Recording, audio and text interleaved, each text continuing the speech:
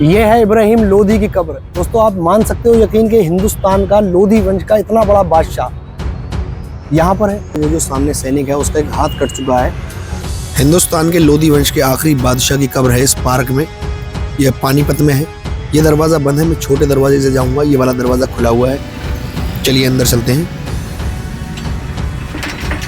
अभी मैं हूँ पानीपत में और पानीपत के लोधी पार्क में बनी हुई है हिंदुस्तान के लोधी वंश के आखिरी बादशाह इब्राहिम लोदी की कब्र। ये सिकंदर लोदी के बेटे थे।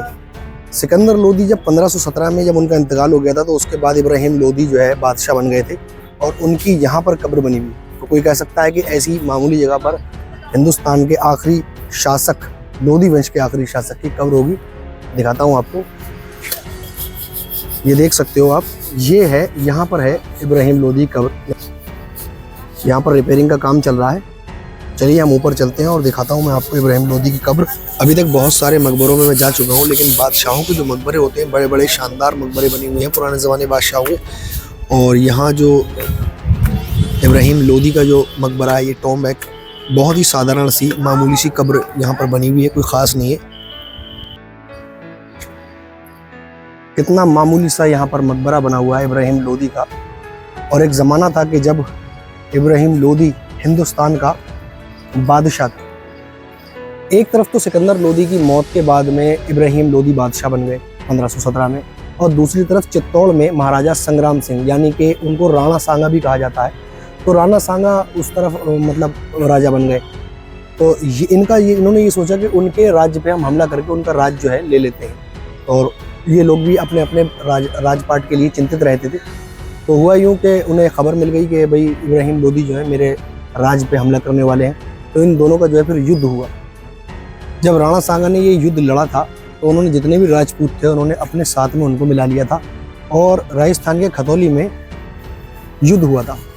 लगभग 6 घंटे युद्ध चला था और युद्ध का परिणाम ये हुआ कि दोनों में से कोई भी उस युद्ध को ना जीता ना हारा।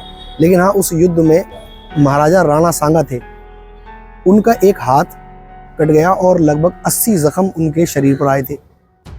उसके बाद में उन्होंने पैगाम भेजा बादशाह बाबर को, और बाबर को उन्होंने बुलाया हिंदुस्तान के, तुम अगर हिंदुस्तान आ जाओ तो मैं तुम्हारा साथ दूंगा और इब्राहिम लोदी को हम मिलकर हराएंगे। बादशाह बाबर को बुलाने का निमंत्रण 2 लोगों ने मिलकर दिया था। एक तो थे पंजाब के सूबेदार दौलत खान, जो इब्राहिम लोदी के चचा भी थे, और दूसरे थे राणा सांगा। इन दोनों ने मिलकर जो है बादशाह बाबर को बुलाने का निमंत्रण भेजा था। बाबर बादशाह ने राणा सांगा के इस बुलावे पर उन्होंने जो है हिंदुस्तान का रुख किया और हिंदुस्तान की तरफ वो आ गए। फिर हुआ यूं कि जो है उस टाइम इब्राहिम लोदी की, जिनकी ये कब्र है, उनकी उम्र तो उस टाइम पे लगभग 21 साल थी और बादशाह बाबर की उस टाइम लगभग 38 साल की उम्र बताई जाती है। तो जब वो यहाँ पर आए तो कहते हैं कि उस टाइम पे ऐसे हथियार, यानी कि तोपें लेके आया था बाबर बादशाह। तो उस टाइम पे हिंदुस्तान में उस टाइम तक तोप किसी ने देखी नहीं थी, मतलब यूज़ नहीं होती थी यहाँ पर। और इनका जो लश्कर था वो 1 लाख का था और बादशाह बाबर का था 20,000 का। और बादशाह बाबर ने इनके लश्कर को चारों तरफ से घेर के और हमला किया, और हमले का परिणाम ये हुआ कि इब्राहिम लोदी हार गए और बाबर बादशाह जीत गया। और उसी टाइम से फिर बाबर बादशाह की हुकूमत हिंदुस्तान पे कायम हो गई और इब्राहिम लोदी जो है पानीपत की जंग में हार गए। असल में क्या है, ये जो इनकी आप कब्र देख रहे हो, तो ये कब्र उस टाइम पे यहाँ नहीं थी, ये दूसरी जगह थी। लेकिन जब अंग्रेज़ों का शासन आया तो किसी कारणवश इस कब्र को वहाँ से उखाड़ा और यहाँ पर लाकर दफना दिया। अगर आप बाहर से देखोगे तो इसको बिल्कुल एक आम कब्र की तरह लगती है, जैसे कोई आम इंसान की ये कब्र हो। लेकिन यकीन मानिए दोस्तों, ये एक बादशाह की कब्र है। सिकंदर लोदी के मरने के बाद में इब्राहिम लोदी जब बादशाह बन गए थे तो 1517 में बन गए थे ये बादशाह, और उसके बाद में लगभग 1527 में बादशाह बाबर की और इनकी जब लड़ाई हुई थी, युद्ध हुआ था, तो उसमें ये मारे गए थे। और अभी जो आप ये कब्र देख रहे हो, यहाँ पर असल में इनकी कब्र नहीं थी, पहले कब्र दूसरी जगह थी। लेकिन अंग्रेज़ों के शासन जब आया, अंग्रेज़ों ने जब भारत पे कब्जा कर लिया था, तो उसके बाद में इनकी कब्र को वहाँ से उखाड़ कर किसी कारणवश यहाँ पर दफनाया गया था। लेकिन आज एक बादशाह की कब्र देखें आप किस हालात में है और कैसी ज़िंदगी जी रहे हैं। इनकी कब्र पे लोग नाम लिख के जाते हैं, देखो। और ये जो चबूतरा आप देख रहे हो, ये अंग्रेज़ों के ज़माने का ही बना हुआ है, क्योंकि इसमें छोटी छोटी ईंटें जो इस्तेमाल हुई हैं ये उसी ज़माने में हुआ करती थी। लाखों ईंटें लगी हुई हैं यहाँ पर, बहुत ईंटें लगी हुई हैं। और यहाँ पर एक बोर्ड लगा हुआ है जिस पे उर्दू भाषा में कुछ लिखा हुआ है। मैं करीब से दिखाता हूँ, देखो। और ये पानीपत के अंदर है, पानीपत में लोधी पार्क है ये, इसके अंदर बनी हुई है। ज़्यादा मशहूर जगह नहीं है।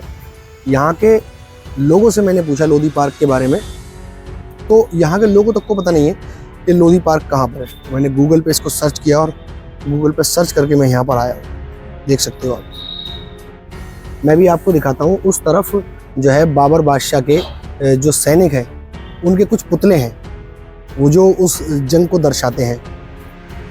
बाबर और इब्राहिम लोदी की जंग का ये छोटा सा नमूना यहाँ दिखाने की कोशिश की गई है। तो यहाँ 3 सैनिक खड़े हुए हैं और एक तोप है। असल में क्या है, यही वो आधुनिक हथियार है जिसकी वजह से बादशाह बाबर ने इब्राहिम लोदी की 1 लाख की फौज पर फतह हासिल की थी, क्योंकि पहले तोप इस्तेमाल नहीं होती थी भारत में। इस सैनिक, अगर आप ध्यान से देखोगे तो वो जो सामने सैनिक है उसका एक हाथ कट चुका है जंग में लड़ाई लड़ते हुए। उसके साइड में तलवार भी है लगी हुई, और इधर ये तलवार है, और इसके हाथ में जो तलवार थी वो तलवार ऊपर की टूट चुकी है। सिर्फ उस तलवार का जो है वो पकड़ने वाला हिस्सा बस उसके पास रह गया है, बाकी तलवार टूट चुकी है। और जो पीछे सैनिक है उसका भी एक हाथ कट चुका है।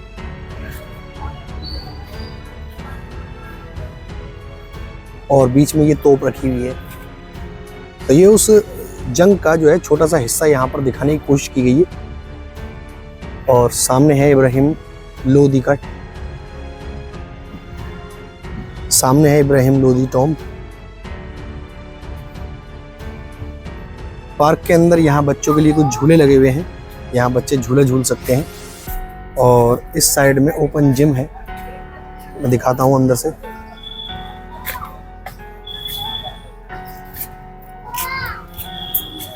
यहाँ ओपन जिम है।